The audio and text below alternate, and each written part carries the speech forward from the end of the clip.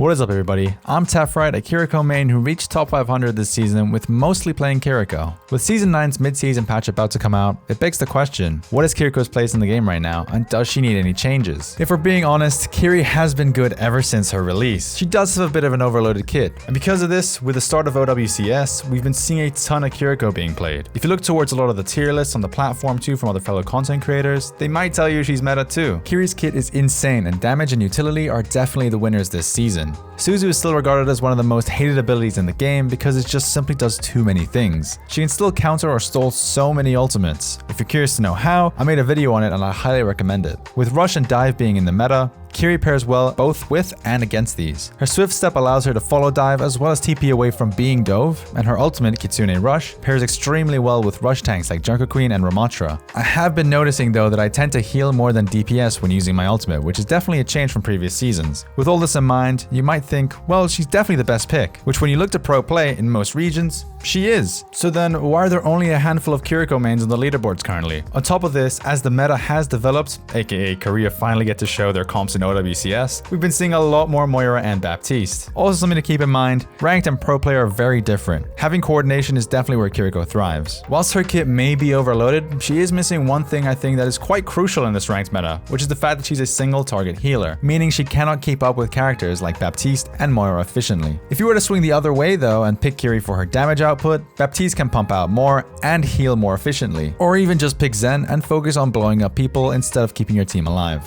The DPS passive has definitely shifted this meta and dunked on single target healers, which is why Ana, Mercy, and Lifeweaver are just completely garbanzo beans right now. If you look at the ladder, majority of top 500 is Lucio, Zen, and Baptiste. So does that mean that Kiriko is bad? No, absolutely not. With Season 9, the biggest change by far has been the DPS passive. I'm actually quite liking it, even though sometimes it feels like I'm throwing wet papers at my tanks and their health just doesn't change. With single target healing and healing in general really being this bad, it makes more sense to focus on outputting damage. I catch myself falling into a heal bot loop where just everyone is taking so much damage that I physically cannot keep up. This would be the moment where you focus on relieving pressure with cover fire, which Kiri does extremely well. Alongside the DPS passive, the hitbox changes have definitely been something to get used to on Kiriko. Some kunai that should definitely be headshots are counting as body shots. I find myself aiming above the target instead of at their head now as the projectile size is so big that it might not even count as a headshot, which is extremely crucial considering her kunai have a 2.5 times multiplier. With the buff to HP, 2 kunai now also don't kill a target, so you might need to land more to kill. I'm not opposed to this though, as support being able to take majority of the roster out of the fight with 2 shots is a bit broken. Good news though is that you can still 2-tap Widowmaker and Tracer. With Tracer being so hard in the meta right now, I find myself more often than not trying to mark her. One of Tracer's big strengths this patch is flanking and applying the DPS passive to everyone from a safe position, until it's time to commit to a fight. Keeping her out of the effective range and chipping her down with kunai has worked wonders in keeping them at bay. This mid-season patch, they'll be reducing the damage roll passive to 15%. This will flat out buff tanks and support slightly, which I think is just the perfect move. Tanks feel terrible right now, and support healing sometimes just feels like it does nothing. This will definitely help Kiriko with her healing and allow her to flank even more than you currently do.